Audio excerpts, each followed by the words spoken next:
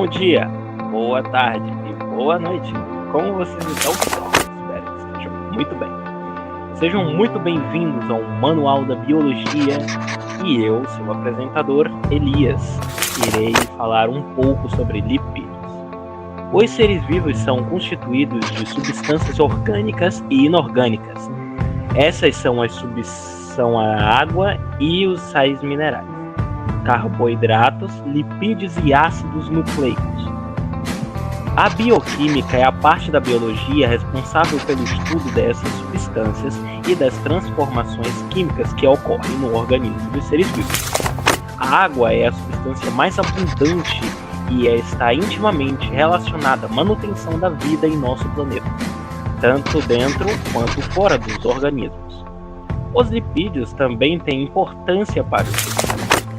Entre as suas funções, destaca-se o fornecimento de energia para o corpo e a síntese de hormônios como a testosterona e o estrádio. Porém, vamos começar do começo. Os lipídios são moléculas orgânicas formadas a partir da associação entre ácidos graxos e álcool, tais como óleo e gordura. Eles não são substâncias solúveis em água, mas se dissolvem em solventes orgânicos, como benzene e éter.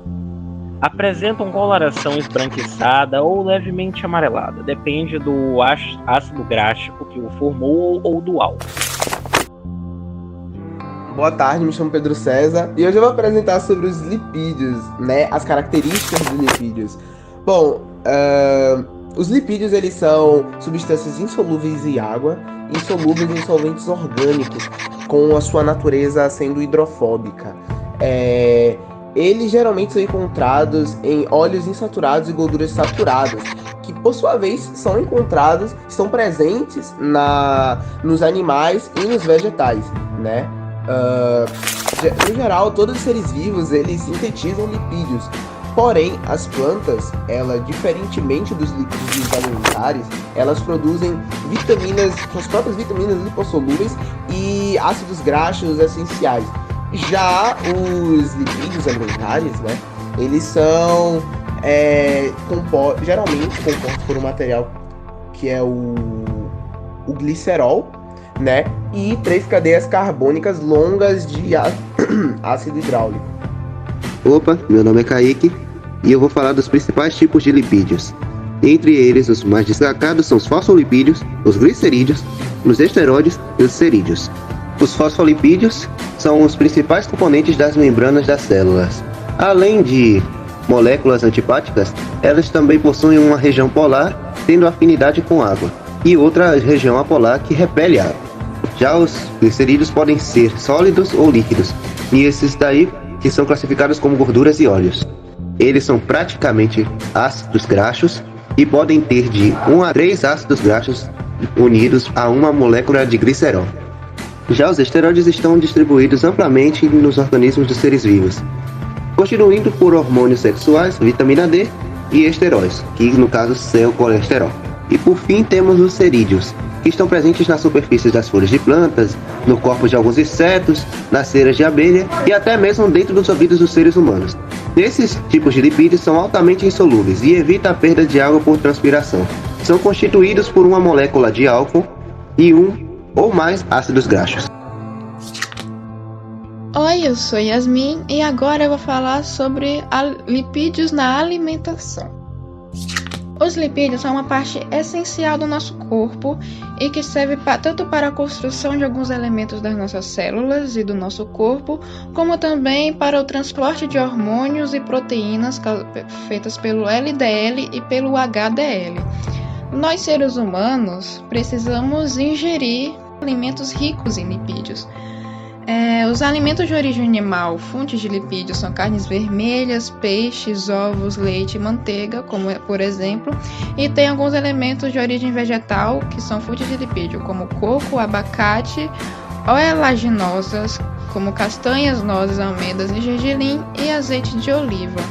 Porém, a gente tem que ter muito cuidado com a nossa ingestão de lipídios, porque o LDL ele é importante para a construção do nosso corpo e para o bom funcionamento do nosso organismo, porém ele não pode ser consumido em excesso, porque se for consumido em excesso, toda essa quantidade não vai ser utilizada e vai ficar com um excesso de colesterol, porque o LDL tem muito colesterol e vai ficar com excesso de colesterol no sangue, o que vai causar diversos problemas nas veias, entupimento de veias, que pode causar infarto. Então a gente deve consumir os lipídios, mas os alimentos certos, alimentos bons, com bastante HDL, já que o HDL ele vai retirar o excesso de colesterol.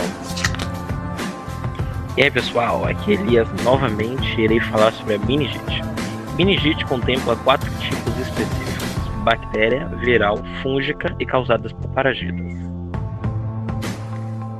Os principais agentes bacterianos causados da meningite são Neisseria meningitis, bactéria de Gram negativo em forma de cocos, que possui diversos subgrupos, de acordo com o seu antigênio polissarídeos de cápsula.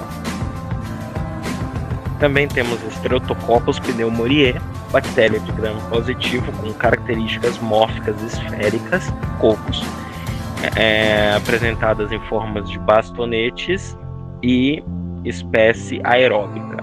Ambas bactérias têm inflamação nas meninges, membranas que envolvem o cérebro e medula espinhal. Oi, aqui é a Yasmin novamente e eu vou falar sobre vírus, mais especificamente coronavírus. O coronavírus ele é uma grande família viral que causa doenças respiratórias. O Covid-19 é uma síndrome respiratória aguda grave e que apresenta sintomas semelhantes à gripe, mas que podem desenvolver febre alta, calafrios, dor de cabeça, mal-estar, coriza, tosse, dor de garganta e pode evoluir ainda mais para falta de ar e dificuldade para respirar. Existem 7 variantes de coronavírus que atacam seres humanos, conhecidos como HCOVs.